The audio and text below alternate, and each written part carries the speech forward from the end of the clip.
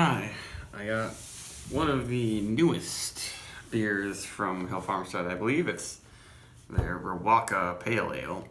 So they have all these single hop pale ales and single hop IPAs, and sometimes it's kind of confusing which is which. But this one is definitely the pale ale. Says it right on there, and it uses only Riwaka hops, which is one of the less well-known New Zealand hops. I think it's kind of hard to get your hands on it. That's what Sean Hill was talking all about in the post, I think, before they started releasing this beer. Had a little taste of it, thought it was quite musky. But it is, along with Citra, like the main hop in the standard Hill Farmstead IPA, Susan, which I really, really love that one. So it's going to be fun to dive deeper into just this single hop. So this was canned on July 30th, so this is just a little over 2 weeks old. Very fresh. And it looks just like the Hill Farmstead IPAs and pale ales.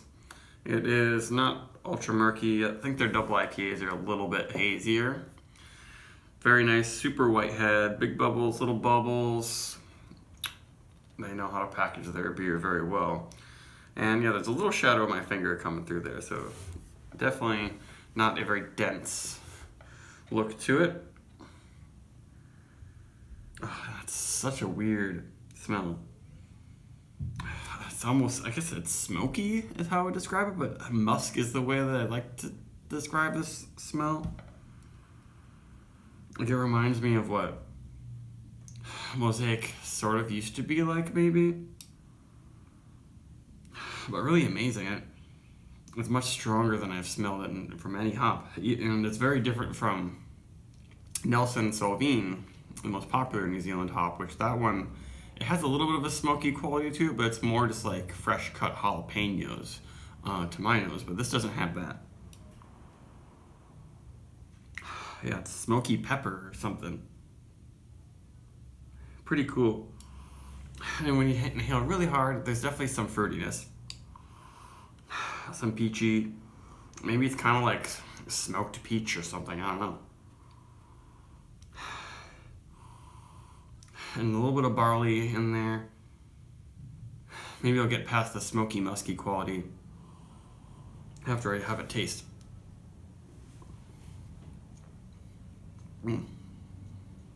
Wow. Yeah, just a really unique spiciness to it. It's in there. It's got maybe kind of like Earl Grey bergamot. That's probably a good description. And some grapefruit, but very subtle. This beer, yeah, it's really low in bitterness. Not chalky, pretty light bodied. Very refreshing, but I don't know if I'm a huge fan of this hop just by itself, because it's pretty weird. Not in a weird and off-putting way totally, but I just don't know what to make of it.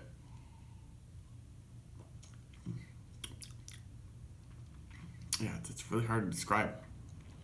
There's every kind of weird spice you could imagine, almost like curry spices maybe. But it's good. It's a very fun beer to drink. But I don't know if single hop works that well for this one. I do love Susan, but this one is probably, at least to me, a good blending hop with other ones to bring an interesting spicy complexity to your beer, but it's not exploding with interesting fruits. It's mostly just like a citrus sort of bergamot Earl Grey type thing. Maybe it's almost like a smoked tea. Maybe that's a good way to describe it.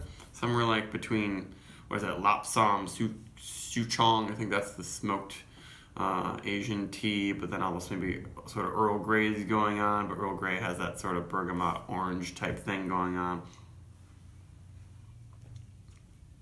But you can probably tell I'm a little bit, I'm struggling to explain this because it's so unique, but it's good to have your palate kind of totally challenged by a new hop variety. Because a lot of the new hop varieties these days, I feel like they're all, especially the American ones, they're just kind of going for the same sort of thing. This is way out there. If you like Nelson and Motueka, you'll probably like this, but It's crazy. It's hard for me to even give a rating to this beer. I mean, it's extremely well made, but yeah, it's weird. So I'll just end it there. It's a good beer though.